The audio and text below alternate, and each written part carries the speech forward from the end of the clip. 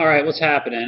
Section 2.2 is one-step equations, and these already look good. They're only one step. I can get done with them quickly. I like that. That's good. Let's check it out. Let's see what exactly I want you to do here. And you've seen things like this before. So let's do x plus 3 equals 7. And what this means is that there's some number out there in the universe that if you add 3 to it, you'll get 7. And the answer here should just be obvious to you. This is a old problem that you've done for ages. You've done 4 plus 3 equals 7 for probably at least 10 years. You've known this fact. So hopefully in your mind you're like, well, duh, the answer is 4. Hello. But what we're going to do is go ahead and go through this step. And again, if you've had any pre-algebra, which you all have had, I'm sure you've seen something like this before. So what I want you to do is think about what we call the inverse operation. Do the opposite of what you see there. And the opposite of addition is subtraction. So plus 3, I'm going to minus 3.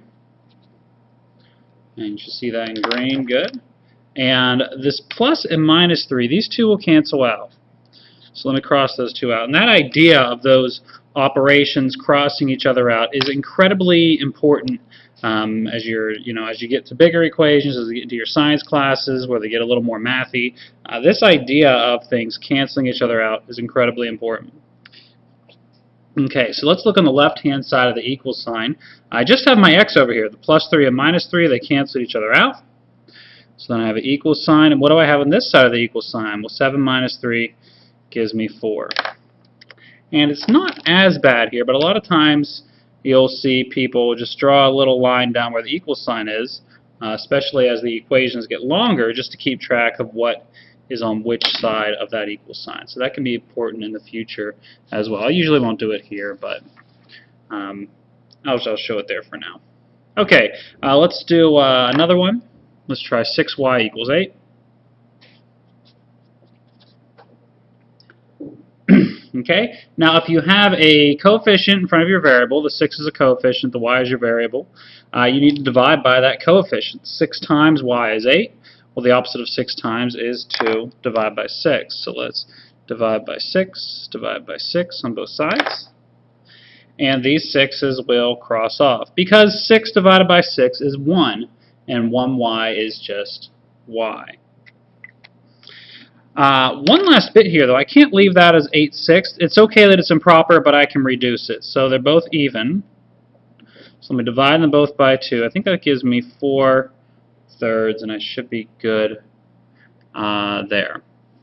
Okay, I want to talk a little bit. I'll do a couple more here, and then I think we'll be okay. So let's try a over 7 equals 4. It's supposed to be an a there. It kind of looks like a q. A over 7 equals 4. Now this is a division problem. A divided by 7, and the opposite of division is multiplication. So to solve this, I'm going to multiply by 7 on both sides.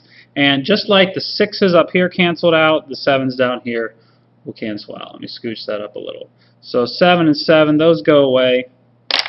Leaves me with q equals 28. So q equals 28 is my answer. Okay, I want to put one more up here. Sometimes you get kind of funky with the fractions. Let me say 3/4 c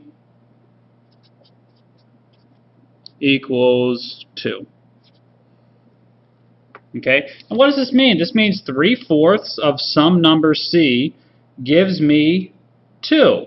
And, well, 3/4 times what number is 2? I certainly can't do that on top of my head. So what I'm going to do is I'm going to just flip this fraction over and multiply by it. So instead of 3 over 4, I'm going to multiply by 4 over 3. I'm going to flip it over. Times 4 over 3. Times 4 over 3. It's really important that you do the same thing to both sides, because then it's still equal. If I do something over here and not over here, it's not going to be equal anymore. I can't write that anymore. So that's important. Now I flip it over because that makes everything cancel out. That makes everything go away. So the 3's will cancel out. The 4's will cancel out. I'm just left with c equals. Over here, 2 times 4 over 3. Well, think of that as 2 over 1, so 2 times 4 gives me 8, and 1 times 3 gives me 3. So C is equal to 8/3. Is that reduced? Yes, so that's okay. I'm going to leave it just like that. It's improper. That's okay. I'm going to give you a couple to try. Try it. There we go. Let's see. 2/7 t equals 4. And 4 minus negative x equals 8. Okay. Whoops, let me scooch that up. Now, this we haven't looked at yet, but think about what minus a negative, what happens when you have 2 negatives in a row like that. And then once you do that, it'll be very straightforward. Go ahead and try those 2 out.